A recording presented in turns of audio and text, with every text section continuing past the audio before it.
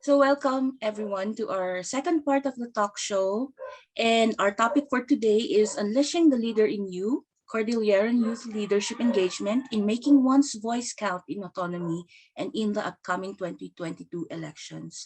We are blessed to have a very talented and excellent resource speaker in the person of Wanas, a Deped faculty member in Mankayan.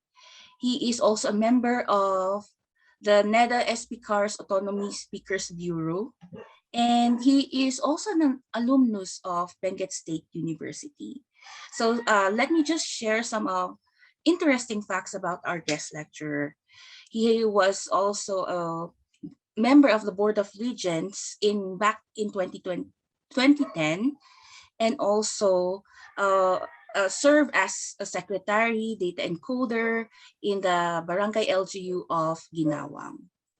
Moreover, he had different experiences in mining companies such as Far Southeast Gold Resource Incorporated, Crescent Mining and Development Corporation, and Qatar Diary Precast Company in Qatar. Okay. He also served as a volunteer teacher before, but now he is a regular teacher at Mankayan National High School and will be transferred at Ginawang National High School. He is also the Federated Supreme Student Government Advisor, Division of Benguet, and a consultant of the Suyuk Tanag Indigenous Livelihood Association.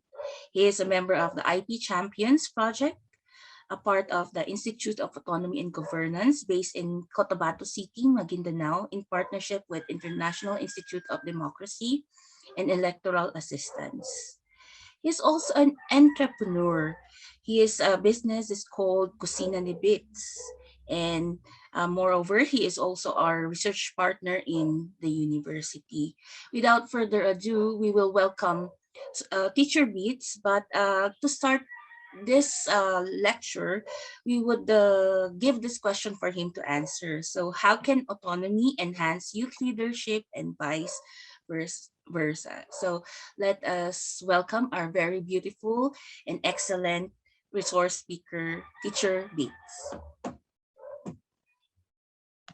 Hi, good morning, everyone. Good day, everyone. Hi, good day, Ma'am Karil, and good day to all our listeners, especially to our dearest students of Benguet State University, where I graduated on Kaberks. And so before I proceed, I would just like again to reintroduce. Ayan, ako si Titser Bits. And I know some of you are listening, my students before. So, yan, kamustahan na lang po tayo. And to answer Ma'am Karil's question, what can autonomy do to enhance the leadership of our youth and vice versa?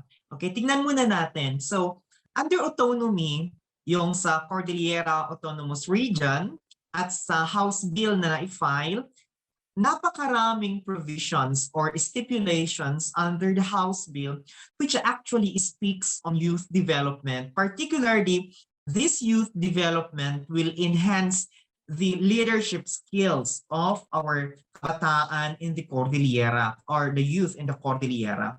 I would just like to mention some of these stipulations in the House Bill, okay? The first one is may isang provision doon na nagsasabi about the representation of the youth in some aspects of the government. So this is like tantamount to the Sangguniang Kabataan, but in a wider sense kasi kung magkakaroon nga tayo ng autonomous region, yung pattern ng ating government is more on regional. So until that area ay magkakaroon tayo ng representation mula sa ating mga youth, sa ating mga kabataan. Now, how does that one help the leadership? Unang-una, mabibigyan ng priority yung ating mga kabataan to voice out their sentiments, their opinions, their suggestions for the betterment of the region. Another one, meron ding nabanggit doon about sports development. Alam natin na ang leadership ng mga kabataan, iba't iba yan eh. May mga kabataan na talagang intellectual. So doon sila umaangat. May mga kabataan din na sa sports umaangat. So you see, when we say leadership kasi, it encompasses everything. It encompasses everyone. Hindi lang yung kakayahan mo na mag-solve ng mathematical ability, no? Hindi lang yung kakayahan mo na mag-memorize ng makakapal na libro. Leadership is, encompassing. So, doon sa sports development na sinasabi ko, yung pangalawa na to, no? Makikita rin natin na mula sa budget ng regional government ay magkakaroon din tayo ng allotments para sa development ng mga kabataan towards sports. And especially, yung sports natin ngayon, nakakalimutan natin yung mga indigenous games natin. So, under the autonomous region, tutulungan niya tayo not just to develop yung mga sports na alam natin ngayon, pero pati yung mga indigenous sports natin. With this one, actually, alam natin yung sports nagde-develop yan ng camaraderie, ng sportsmanship. And unknowingly, hindi nila alam na, ay, kapag marunong pala ako makisalamuha sa kapwa ko mga athletes, nade-develop din yung leadership ability natin bilang mga kabataan. Another stipulation in the autonomy is we have the education. Ayan, enhancement of education. Ito yung isa sa mga pinakamaganda na nabasa ko dito sa provisions. Why? Kung magkakaroon tayo ng autonomous region, ay mabibigyan tayo ng devolution. No? There is what we call a devolution of power in the education. At kaya nating gumawa ng sarili nating curricula which will suit, no, sa kinakailangan ng ating Cordilleran youth. So makikita natin at matatanggal natin yung iba't ibang mga misconceptions. Machi-check natin yan yung mga misconceptions na mga Cordillerans ay mga pandak, maitim, with due respect of course to other indigenous peoples and the other communities, no? Para makita rin nila ang Cordilleran pala ay hindi ganon yung representation sa mga textbooks natin, sa mga social media natin, no? And that is education enhancement. Minsan kasi nakakaapekto kung nagkakaroon tayo ng mga discrimination sa kakayahan ng isang kabataan na mamuno. You see that one? Ang kabataan, kaya niyang mag-lead kung meron siyang buo na self-confidence. Okay? Yung kahit may sinasabi sa kanya, kaya niya itong gawin as a positive outlook sa kanyang pananaw, sa kanyang buhay. No? And pang-apat doon sa stipulations, yung tinatawag nating self-determination. Ayan na yung ilalabas na natin. Ako ay isang tunay na Cordilleran. Okay? So, baka nagtataka kayo why I'm not using the term Igorot, no? Because I would rather prefer to use the word Cordilleran, no? To encompass every youth living in the 6 provinces and in Baguio City and in Tabuk City. Okay? Baka magkaroon kasi tayo ng hindi pagkakaunawaan kapag gagamit ako ng term na Igorot, no? So, I'm using the word Cordilleran youth. So, yan. So, under autonomy, ilan lamang yun sa sinasabi natin na stipulations para makatulong sa pagpapalago ng kakayahan ng ating mga kabataan here in the Cordilleras. Now, vice versa, ano rin ang magagawa ninyo, mga kabataan, para matulungan yung mga kasama natin sa NEDA, sa SPCAR, to promote the push for the Cordilleran Autonomy. Okay. Unang-una, palagi ko itong sinasabi.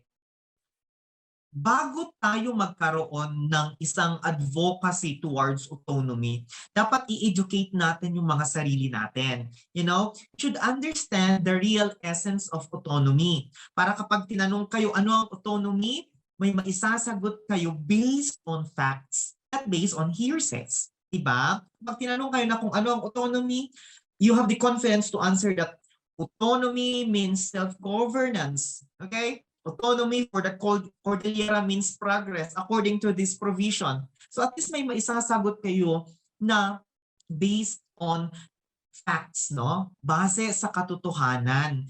Okay. Educate yourself on what autonomy is.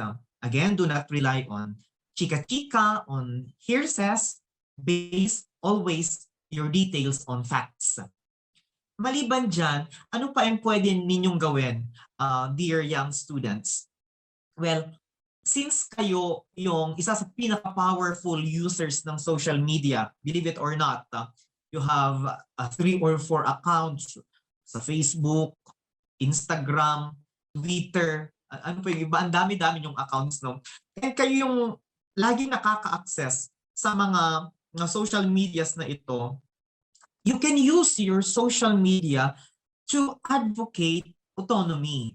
Again, if we are going to advocate autonomy, yung advocacy natin ay dapat nakabase again on details, on facts, no? Okay. Ano pa?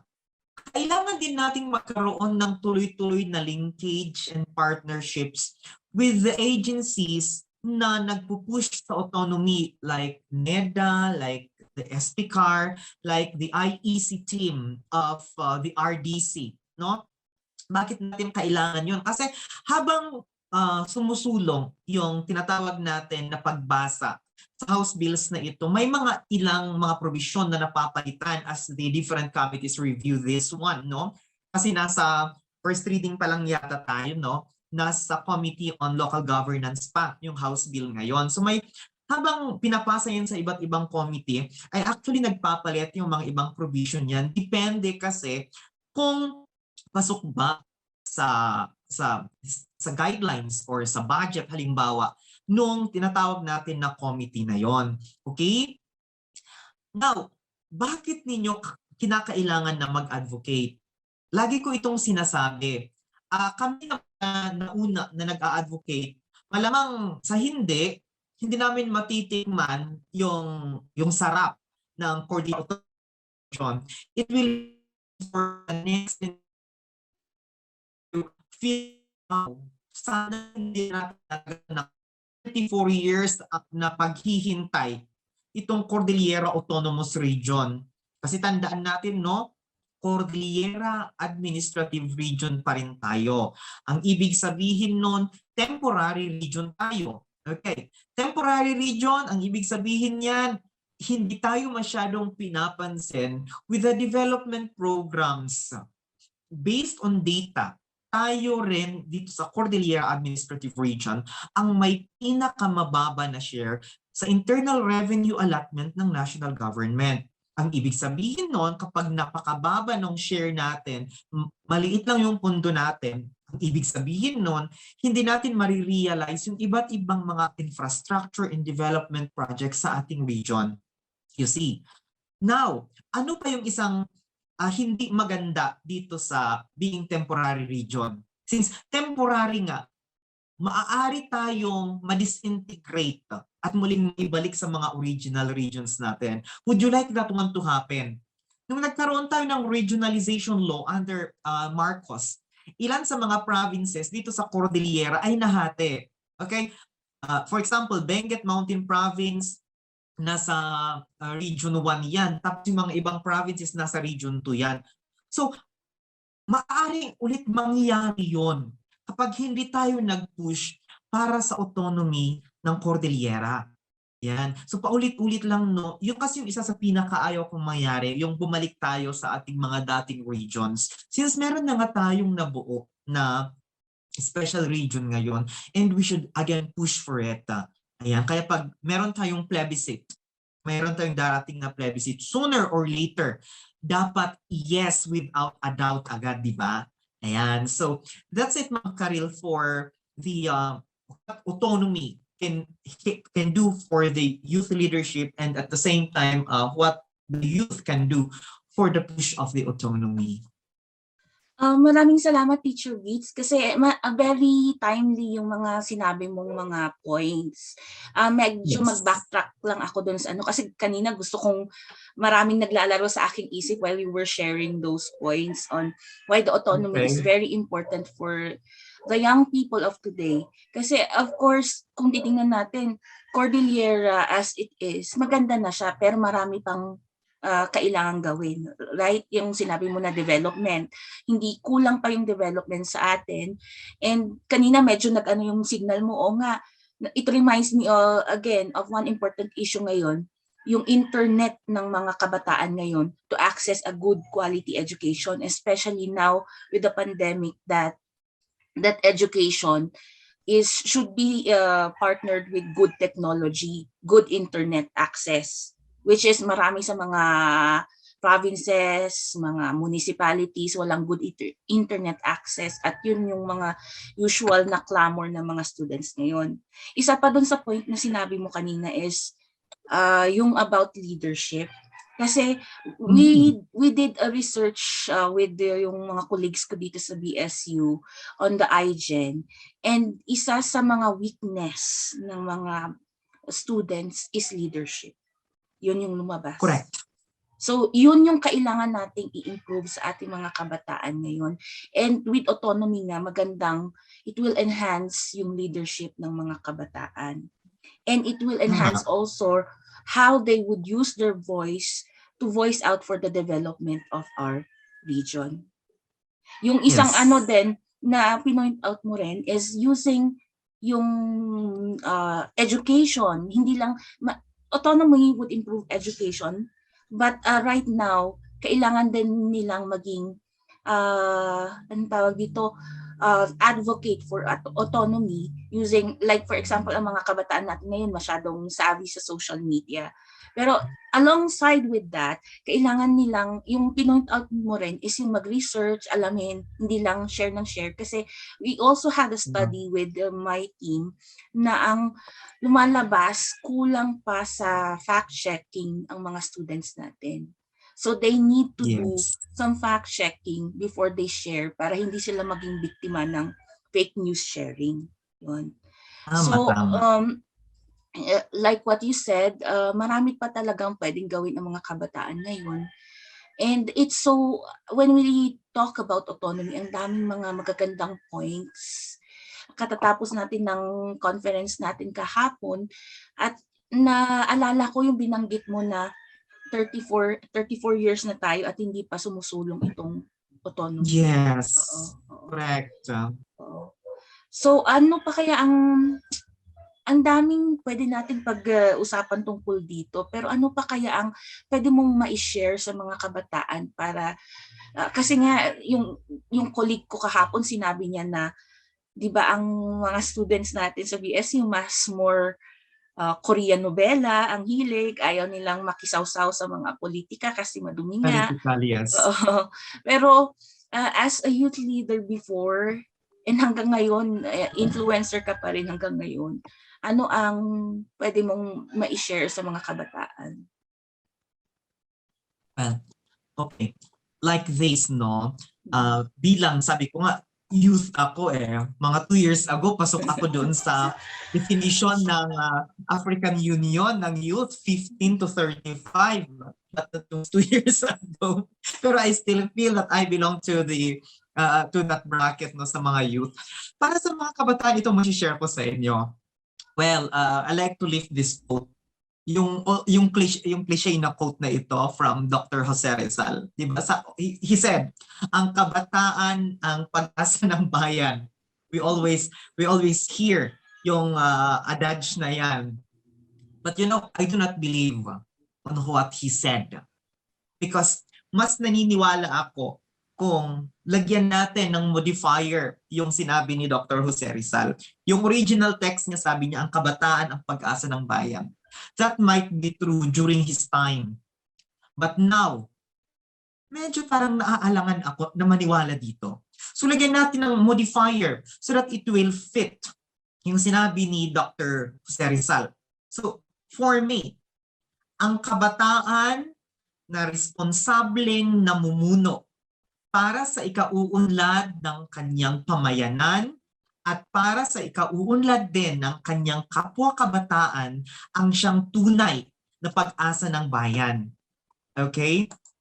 So, being a youth, tandaan natin ito. Leadership should emanate from you as early as now, na mga bata kayo. Ang leadership, walang pinipiling taon yan, walang pinipiling edad. Okay? Huwag mo antay mag 50 years old ka para sabihin mo na leader ka. We can all be leaders in our own ways. Because ano bang kailangan natin para maging isang leader? We need power to be a leader. And this power is not just political power. Yung utak natin, power yan. Yung voice natin, power yan. Yung social media natin, power yan. So, para maging isa tayong karapat-dapat na kabataan na pag-asa ng bayan, let's use this. And let me share this. Kung magiging leader ka, you should take note of the three types or forms of leadership. Unang-una, yung tinatawag natin na sustainable leadership. Hindi ka ningas kugon. Okay, leader ako ngayon. Sige, magtatrabaho ka for the first weeks lang ng pagiging leader mo. And yung mga succeeding weeks, tatamarin ka na. Okay? So dapat sustainable yung leadership natin. Tuloy-tuloy yan. Walang kapaguran. Parang tayong cellphone lang, no? There are times na malulobat yan. Pero kaya nga may charger eh. So that kapag nalubat tayo, we can recharge, no? At sino yung magiging charger sa totoong buhay natin? Family natin, friends natin, teachers natin, you know? Yan, so sustainable leadership. Huwag tayong magsayang ng oras, okay? Huwag tayong maging tamad bilang mga leaders. Another one, we should be a responsible leader. Yan, responsible leadership. So, bilang isang responsable na pinuno, ano ba yung dapat nating gawin? Okay? Fault of one should be fault of all. Yan. Kasi kung isa kang leader, dapat nakikita mo yung buong team mo. Yan. Hindi, kung may nagkamali sa isang team at napalpak yung plan, huwag mong isisi sa team member mo. Dapat akuin mo. Okay? Kasi pag success naman yan, it will be the success of the whole team, not just you as the leader. That is a responsible leadership. And finally, a functional leadership. When we say functional leadership, gawin mo kung ano ang naaayon sa posisyon mo. Okay? Hindi porke elected ka, for example, as president, ay mauupo ka na lang. No. You function as a president. You function as a leader, not a dictator. Okay? Ayan, yan yung napakaganda na dapat isipin natin sa age ngayon, sa modern technologies na nasa kamay nyo. Actually, yung cellphone nyo connected to the internet, actually that is a power. You know, you can access information, you can destroy a person actually sa isang click mo lang, pwede kang makasira ng tao dyan. No? So let us be sustainable, let us be responsible, let us be functional. Yon, Ma'am Karil, di ba? Wow, I really like yung yung 3 points mo na yun on leadership: sustainable, responsible, and functional. And Functional, key yes. points talaga yan ng kasi actually sa akin, I advocate for mental health sa mga kabataan, and mental health is an issue ngayon sa mga kabataan.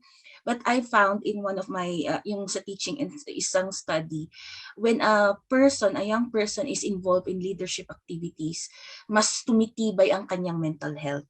Kaya niyang tumayo sa mga adversities in life. Yun yung nakita ko. Yes.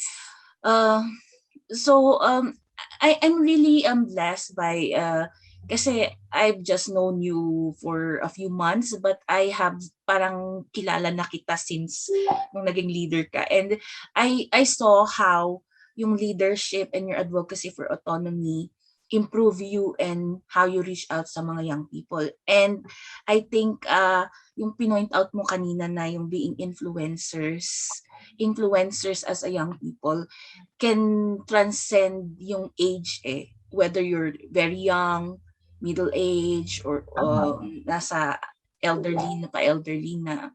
It transcends age, and yung leadership is a lifelong process. And those 3 points that you shared are very powerful pointers for our students to arm themselves and to become influencers in this world.